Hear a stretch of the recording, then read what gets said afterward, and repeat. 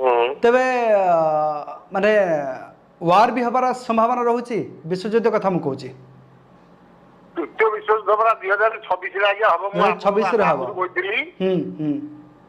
तेबे ते बाबा माने एथरो हम कोन बाच माने भाबिना आपण जो कहउचंती एथरो हम बुझि नेबा जे कि प्राकृतिक विपर्यय ता संग को पुणीकृत विपर्यय जोड़ा युद्ध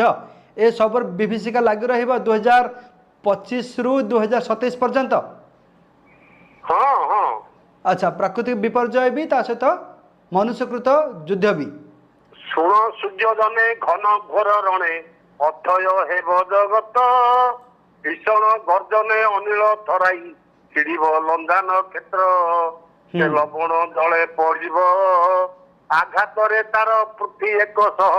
हाथ दूर कखु घुंटी जीव शुण सूर्य जने घन घोर रणे अथय हेब जगत अच्छा समग्र पृथ्वी रे युद्ध चलती देश से मध्य से समय गोटा लंघा नक्षत्र पड़ब कौटी आगे आप बंगोपसागर रे से बंगोपसागर पहाड़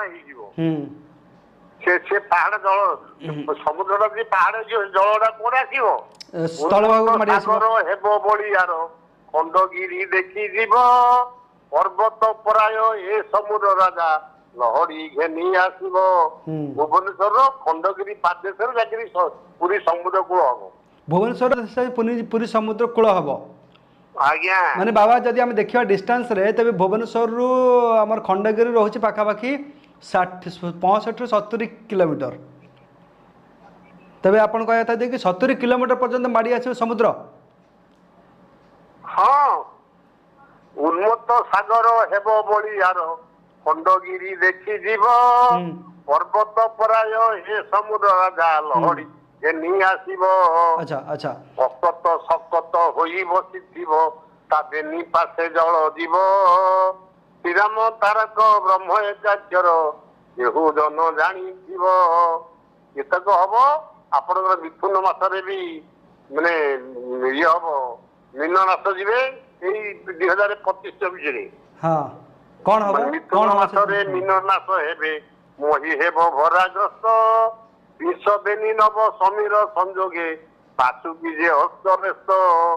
बार बार करी मुंड हलाइब सही न पारिब भरा स्थाने स्थाने जल उत्पात होइब प्राणी होई जीवे सारा कोडी भूमिकंप हबो कोडी आपनकर माने मंदे पानी पिया को मिलिबनी